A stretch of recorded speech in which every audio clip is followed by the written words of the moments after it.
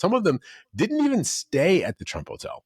They just rented rooms at the Trump Hotel so that Donald Trump would know that they were staying in his hotel. And word on the street was from some people who were inside the White House that Trump would review the hotel logs to see who was staying there. So if you had a meeting with Donald Trump, he would just check to see whether or not you stayed at the hotel before he, had the meeting with you. And I guess that was your tip to the bartender to make sure you got the cocktail that you wanted at the Trump White House.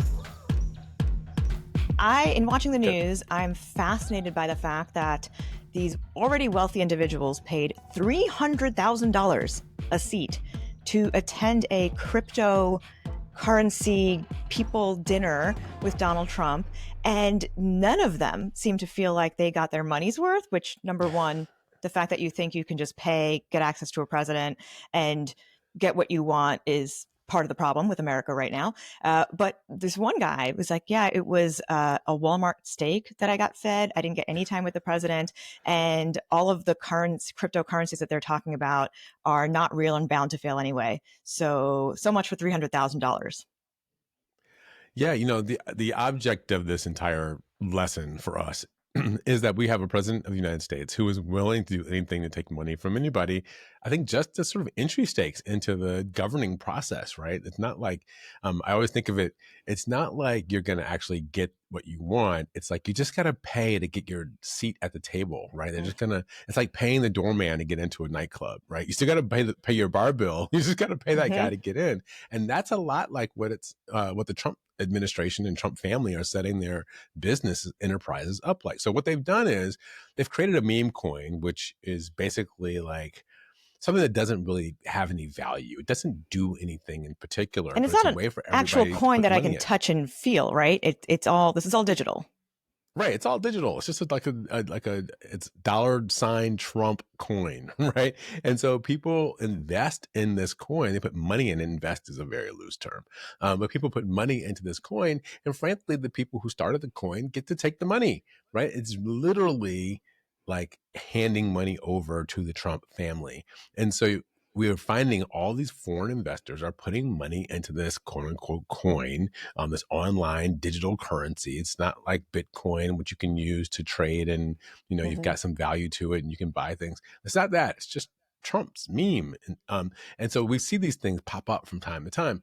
What's happening though now is if you're a foreign government actor, you can put money into this as a way to give money to Donald Trump. And so remember in the last administration, we had the Trump Hotel in Washington, D.C., and all these people went to the Trump Hotel. Some of them didn't even stay at the Trump Hotel. They just rented rooms at the Trump Hotel so that Donald Trump would know that they were staying in his hotel. And word on the street was from some people who were inside the White House that Trump would review the hotel logs to see who was staying there. So if you had a meeting with Donald Trump, he would just check to see whether or not you stayed at the hotel before he, had the meeting with you. And I guess that was your tip to the bartender to make sure you got the cocktail that you wanted at the Trump White House. This meme coin is hilarious. And really to break it down even further, it's, they created a legal entity that can accept money, and they put this idea of a coin on it, even though no one's accepting this currency, right? You can't really buy anything with this coin. It just currently exists. They're getting investors. And at no point does Trump actually have to prove that this coin is usable or has any value. It's just, here's a bank account. Here's a way you can send me money. And it's all under this cover of this meme coin. Pay to play. This is all pay to play. And the challenge is that, clubs are exclusive and clubs are, you have to look and dress a certain way. Government is supposed to be for people. Government services, like go create a meme coin and do things on your own. Fine.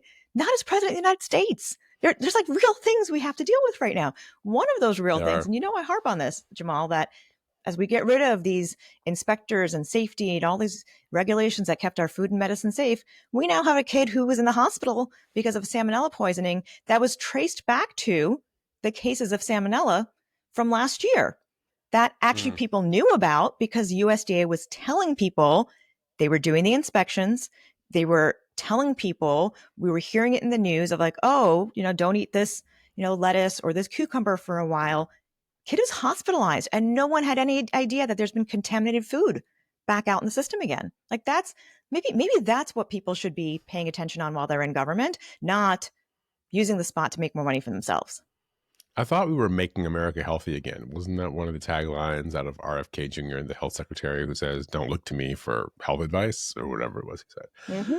But listen, I think the question for us as we sort through all of this is, what does it really mean when you take the exceptionalism cloak off of American action? There was some part of us that liked to believe in this idea that America was a different kind of place and we didn't do things the way everybody else in the world did. And here's a place where you can Mm-hmm. come and stake your claim and get ahead of the game, and you make your money and you'd be fine. But also the greed was certainly there, but there were rules of the road, and everybody would play by the rules of the road, and it would all work out over time. And sometimes people would get caught for doing bad things, but they were just individual actors. But what happens when that just becomes the system and you take away this cloak of Mm-hmm. exceptionalism and it's just everybody pays to play, and this is just the world that we all live in? Well, part of why I when think it's a this very is what dangerous place. Oh yeah, I mean this is there's many countries in the world, and most of them we would call developing countries, or we'd call them dictatorships, where it is just about the power of your money, and power of your control over other people. And it's elections are a joke; they don't really matter in those places, and the rich get richer, and everybody else just tries to figure out how to make things work without getting in trouble. I will say though that storyline about America, I think part of what Trump's success was is he stopped pretending that story was true. And there's plenty of people who said, listen, you got to have money to get ahead. That's how this really works. And I'm going to help you come along with me and figure this out. Now, is there a massive grift for him? Absolutely. But when Democrats have stuck to the idealism instead of talking about the very real challenges that are being faced by the current generations, right? By millennials, by Gen Z, the fact that we can't afford to buy a house and boomers were able to do that. And that's been the disconnect, right? Constantly talking about democracy and its ideals and not talking about the very, very real things that we've experienced over decades, right? Like people want to hear the truth. They want to know that you understand their experience. Trump was able to say he understood the experience of many people. He told them that the answer was racism and more tribalism. That's what he told them was the answer. But it started with acknowledging the reality, which is that our system has been broken for quite some time. But you've done a lot of work around the world. One of the things that makes America work as an international entity is that people Yeah. do believe this idea of Yes. America being kind of a different place. And so it's not just China or Russia or one of these places where you do have to pay, or they are just trying to get as much out of you as they can for as long as they can.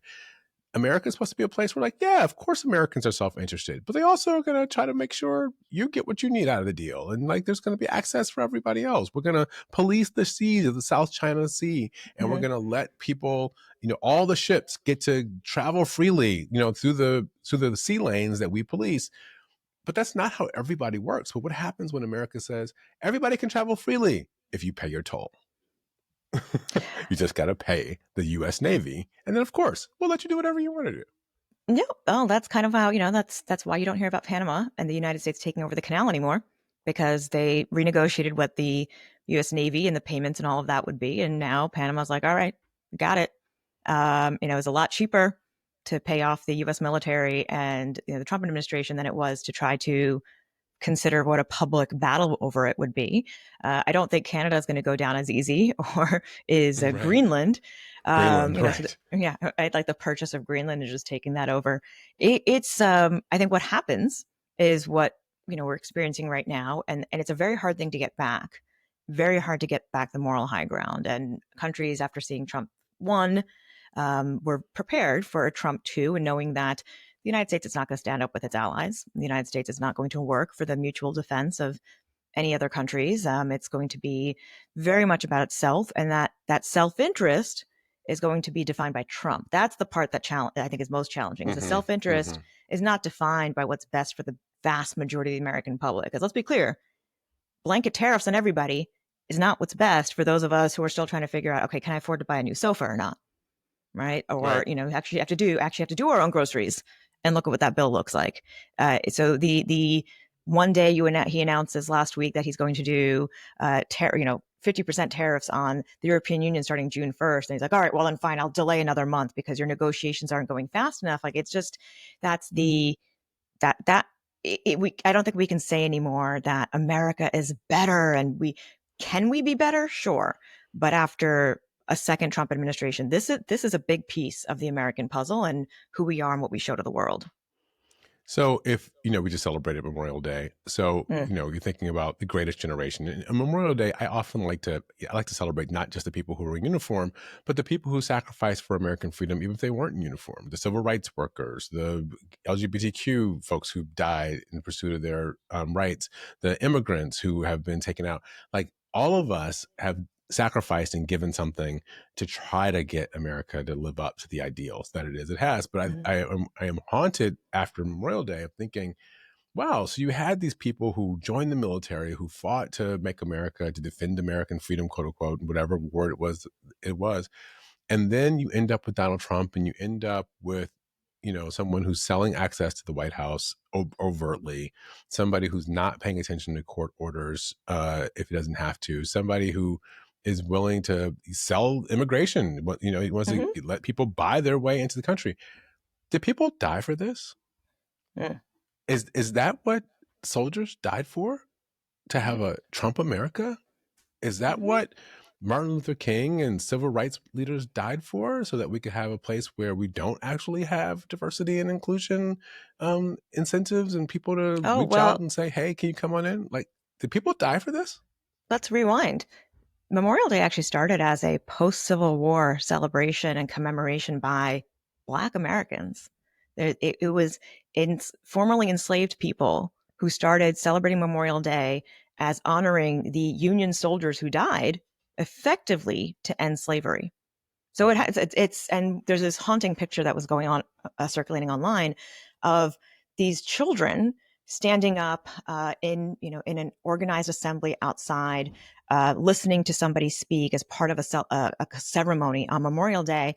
Every one of those children was a former slave. They'd been enslaved about a Mm, year before, right? So that's the origin of Memorial Day. It's very deeply rooted in a sense of what it means to treat people equally in America, and how that did require blood and sacrifice and the loss of life to make sure that we were not a country that enslaved people anymore. And right, so the idea that this is how far Trump has one gone, that and honored this one that honored Afrikaners right. who have a historical legacy. I don't know these individual people; they could be very different. God bless them. But the community of people who built their wealth by basically oppress, creating oppressing a Black people. segregationist oppressive government for decades, generations. Yes, right, like that's what's happening around our current Memorial Day. Was was that like we went from the origins of it, which was a commemoration of people losing their lives to make sure people were free, literally that Black people were free, to let's bring in white landowners who have a history, a social history of oppressing Black people. Let's give them special access to the United States. And all while we have a Secretary of Defense who not only is he under investigation, but he's decided that reporters don't need to have access to anything inside of the Pentagon. Like, he doesn't Mm, want reporters there to be able to see or hear or talk to anybody. He had some massive restrictions. And I will just remind people, reporters are the reason why we know Vietnam War was not going well, right? right. It is not because of what the military was telling, the Pentagon or the White House was telling us. Reporters went and got the truth about war. Same thing with Afghanistan. Same thing with Iraq, right? This is the Weapons of legacy mass of having destruction. this, that it didn't. It's the legacy of Right. media access and being able to show people, this is what your money, this is what your sacrifice, this is what your wartime experience, this is actually what's really happening with it. So Trump doesn't want any of that. What do they want instead? June 14th military parade. Yes, Trump's birthday, in fact. Let's I have a know. military parade that chops up the streets of Washington, D.C. We're going to spend millions of dollars, maybe tens of millions of dollars to repair the streets after we do this homage, this ode to Donald Trump and the militaristic government that he is trying to put in place. Again, that pays very little attention to court orders, that goes after Mhm. universities because they don't agree with what it is they're teaching or who it is they're hiring, and that imposes their will even on private companies. I mean, look at what's happening to the attack on Apple, whether or not they're able to do it constitutionally or not, we don't know. But the idea that the US government will single out individual companies for action, which is supposed to be something you're not supposed to be able to do legislatively. But Hmm. this country, this government under Donald Trump is willing to. Jamal, that's Jamal, that's our reality, right? We can talk about the ideals of America and how the system is supposed to work, but we have to acknowledge the reality. As you said, we have a president who ignores court orders and has a Congress that's willing to let him get away with that, wants to do a military parade in the streets despite what it's going to do to the actual construction, is at the same time denying that same city a budget to take care of other social services, is selling seats, hundreds of thousands of dollars to get access to him, and the money going directly into his own personal fund. Like what's actually happening for the American public right now? And I'm very curious to hear what do the people who supported Trump feel is happening for them? Is what they feel like happening for them simply that white people are being given precedence when it comes to immigration, when it comes into law enforcement? Like, is that what people are getting from this? I assume that that is what they think that they're getting. What they're going to discover, though, is they won't have Medicaid while they're doing it because the government will take it away. All the benefits that people Mm-hmm. have that they think go to poor Black and brown people, they find out actually are things that will be taken away from them: Social Security and Medicaid, Medicare, Mm-hmm. whatever it is. So, I realized this that I think part of it for me, Nayyera, is I think I'm grieving, right? I think Mm. that part of me is sort of grieving the America that we thought we were building, right? One Mm-hmm. that kind of at the end of the Obama presidency, we thought, oh, like we're really on our way somewhere. We're going to have a country where we do all belong. It does live up to all the ideals that it is that we thought. And then, we had the Trump era, but, Biden came back. And so, okay, maybe that was just a blip. That was just that like kind of a burp, like an American burp. And then we'll go back to the meal that we thought we were all going to have. But then here we are again, and it's even worse than the first time. And so the question for us is, after the grieving is over, then what do? You've got to sort of rebuild Mm-hmm. another kind of society. And I think that's the place where we're all headed, which is they've ripped everything out, and now we're going to have to build something new, and including what you were talking about with Pete Hegseth, shutting down media attention over at the Department of Defense. And now we find out that perhaps, there's allegations that they were doing wiretaps on aides to try to figure out who the leakers were, which I imagine is behind why they're shutting down media attention. Yeah. What happens when these guys are just in charge of all the things and everything it is that we thought we were going to have?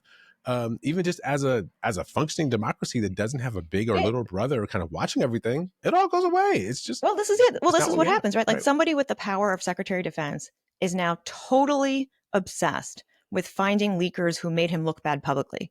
This is what happens is it becomes about the individual and what makes them happy and what keeps their mood stable. And you just hope that around the edges, you're still able to take care of everything else, right? Like, so the people at the Pentagon, I was there last week. People at the Pentagon are largely hoping like, well, maybe while they're focused over here, we can just continue to do our exercises in the South China Sea or elsewhere and make sure that there's military cooperation going and just do the good things that we're supposed to be doing and just hopefully don't get attacked for being misaligned with this anti-leaking investigation, right? It's like that very Soviet era paranoia sets in for Mm-hmm. everybody who works in the institution. And that it's like there's reasons why all these scholars are referencing these points of history, whether it's a Soviet era, whether it's like the developing world, is that because we've seen this happen over and over again. And Trump is checking every single box. Now, one person I don't want to lose focus on is Elon Musk, who I guess Mm. now just figured out that apparently told a bunch of people that he thought his money would be able to do more and that he doesn't think that he's going to be doing any more political stuff because it's not worth the investment. Oh, okay, so he's shocked that $1 million didn't buy him an election in Wisconsin. Right. Meanwhile, he wreaked havoc on federal employees, on all of our safety and security systems, including air traffic controllers, food safety, medical safety, all of that stuff, with trying to save money with Doge. And now he's bored and he's moved on. Like he's just done. That's it. So we have 8 months of all this drama and torture and stuff that we have to now fix. And he's just bored and over it. And now he's going to move on because he's a billionaire. That's right. He's boarding over it, and I think he He took the probably. toy. He thought it was a toy. He broke it, and now he's moved on. And there are probably some places where he thought he'd get some contract sole source or be able to sort of take them over, and Mm-hmm. they still want to have competitive, at least quote unquote, competitive bidding processes. And so here he is. 'Cause I think at the end of the day, this is all about Starlink and Mm-hmm. Tesla and all of his companies that are SpaceX, all the companies that benefit so much from government excess. Like that's the place where he really wants to benefit. Mm-hmm. And so I'm curious when we find out 6 months from now or a year from now, what was it that Elon Musk tried to get from one of his companies that maybe he didn't get. And that's the reason why he really went negative. Well, it looks like he got those contracts out of Africa and some in the Middle East for Starlink, but he did get shut out of having direct access to the Chinese government in talking about different security and secret issues like that. That That's is true. where Hegseth thought he, invited in uh, Elon Musk. He was already there at the Pentagon, was hanging out, and the White House called up and said, "Absolutely, like, why is he there?" And no, he cannot be in that meeting. He cannot be in that Yep. meeting. That's not how we're going to do business. And even Trump ended up speaking about it, saying, "Look, businessmen have their lane. It's not working with China." So I guess there's some minimal boundary, but I think that Well, effect, I essentially, Elon Musk got everything else he wanted. Right? He got the yeah. stuff that he wanted. We paid the consequences for it. Yeah, and my cynical self says the problem is that it was Elon Musk's deal, not Donald Trump's deal, right? Like, I don't think Donald Trump cares whether or not people get Yeah. access to information. He seems like he's handing it out. I mean, the Russian Mm-hmm. foreign minister showing up in the Oval Office, and they were showing him, classified photos in the first administration, classified information. So I don't know if Trump cares. And the question is whether or not who's the benefactor, right? Who's or Mm-hmm. the benefiting party. And so if Trump is the one who's getting the goodies, then I think he'll cut whatever deal he thinks is best. If it's to Elon Musk, then the question is, hey, Trump's like, hey, I already got my money out of you. Like, are you Mm-hmm. what are you doing over there? That's not my Mm-hmm. deal. Well, also, I think it was that Trump wasn't the one who got to take credit for it, right? It'd be something Elon Right. created on his own. But apparently, he's taking a quote unquote back seat and we don't have to worry about it anymore. But we're not Mm, getting the trillions and dollars and cuts that Doge was supposed to give us. We're just getting this drama and craziness. And now somebody else has to fix it up, which is, again, classic for the personality type of that guy or that toddler who just breaks a toy and moves on, and other people have to play cleanup. So yeah, we'll see what kind of cleanup happens at the Pentagon. I mean, do you think Hegseth's gonna last? He's creating a lot of PR headaches for this administration, and PR is what he was supposed to be good at. he does. And in normal times you might wonder, well, what does this mean for a nomination fight, maybe? But in the Trump America, like either they'll just get whoever they want past, the next Mm-hmm. Judge Jean Pirro or whatever, or they'll just appoint somebody else like an interim basis, and they'll keep doing that for as long as they Mm-hmm. want because they don't really care about the rules. They don't care about necessarily having somebody in place who can really do the job. That's the point. Like, look, some of these people, I wouldn't hire them because I don't agree with them, but like they can't actually do the job. The head of the new But guy maybe in that's the charge of. point. Maybe that's a feature, not a bug. Yep. It's a feature. The guy in charge of Social Security said he had to Google what the Social Security Administration did and why it mattered. And yeah, so much for program that saves our seniors and keeps people out of poverty. But that's can you imagine though that like you or I would get a job where we didn't even know what the job was. I had to look it up No after job. the fact. After the No fact. job. There's nobody even listening to us There's who's no. in that position where, right, they give you the job and you're like, I don't know what it's about at all, but I guess I'll figure it out. Must be nice. Must be nice. Must be nice. Nice for them and horrible for the rest of us. And now here we all are trying to figure out how to hold this together. And so we have something to, raise kids in a world where, Mm, there's some sort of rules about how this all works. Or maybe we're just going to, have to build these very small independent communities where we try to mhm. have things that work for us in states and cities that work. And the rest of the country, we just have to live with for a while. Well, that's, the Trump folks keep talking about states' rights, states' rights. I'm like, all right, states are figuring it out. It's another data point I wanted to share with you, Jamal, that for all of the education needs to have local control. You know that 90% of education is already under local control, that the Yes. federal funding is actually just all goes to governors and they get to apportion it and it gets sent out. This is all local control everywhere. So when you hear, oh, I need more parental involvement, more local control, no more social emotional learning, we don't need any of that, so get the government out. Like, guys, that's all code for we just want desegregation. We want to teach a certain way of American life to people. The federal government all it does is hand over money to the states when it comes to education. Yeah, and this idea they have about, paying for private schools, using government money for private Mm-hmm. schools and for even private charter schools. We did some work a few years ago with in the Southwest. What they discovered is people were creating private schools or charter schools with, here you go, no English as a second language, no busing, no free and reduced lunch. But they Right? take the So, public money. But they take the school. They take the yes. public money. Mm-hmm. But they Mm-hmm. take the public money. So the whole point is don't send your, Latino immigrant, lower middle class or working class kids over to our school. It's like going back to the days in the South. They created these academies after the 1954 Supreme Court ruling that desegregated schools. They created these academies to send white kids to so they wouldn't have to go to school with black kids. And now they're just trying to do that same academy approach, Mm-hmm. just with public money.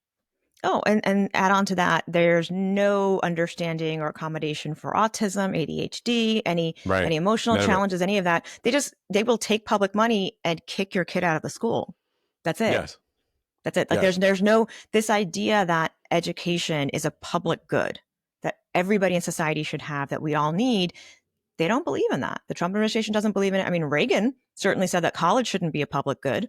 Everybody should pay out of the, out the wazoo for that. And, see what that's gotten us with our student loan crisis. But that's the idea. I mean, I watched, of all things, Memorial Day weekend, we watched An American Tale. Five Yeah. will go, There Are No Cats in America, The Streets Are Paved with Cheese. And it really is a stark reminder of how, early immigrants and what they had to struggle with, but also tenement life before child labor laws. Like, oh, this is what they want. Yep. This is how much of a separation they want in society, because when you don't have access to public education at all levels that is accessible for all people, well, then you get to turn people into factory workers or child labor workers and have them, have to just make money for somebody else the rest of their lives. Yeah. Well, good luck Mm-hmm. with that. I don't imagine that that's going to work out for anybody because ultimately, the internet and television and people's eyeballs let them know that you have a lot of money over there in your house, in your Mm-hmm. neighborhood. And the one thing Mm-hmm. I don't think we want is a bunch of people in America deciding that it's better for them to go violently take what you Yeah. have than it is as a mob, just not individual Yeah. burglars, I don't right? actually want But to eat the go rich for, I right. don't actually But want to do people that. who decide they want to do that, and then they're like rampaging up and down streets in Georgetown or whatever it is, taking things whatever they want. Which I guess in Mm-hmm. some ways we've seen that with some of the shoplifting stuff.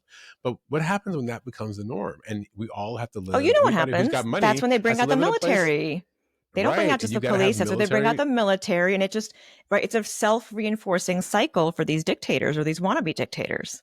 Yeah, we all Mm-hmm. and people have to have private security and bulletproof cars as they drive through Mm-hmm. places and helicopter patterns because you can't actually drive your car through the streets of Washington D.C. So you got to take helicopters from wherever you want to go. It's We've every seen these plays. I dystopian. could take you to We've seen all the countries where this movies. exists already. Yeah. Yeah, Yeah. it Yeah. already exists. I don't know if Well, you and want it then, here. that's what happens, right? According to Trump, then those poor rich people who are getting, potentially maybe being targeted, and have, they just come in quickly to the United States, right? Those Afrikaners, they couldn't Yeah, figure out how to but make it what? work as a minority, so they just don't. They just leave. They get whisked away by other rich people.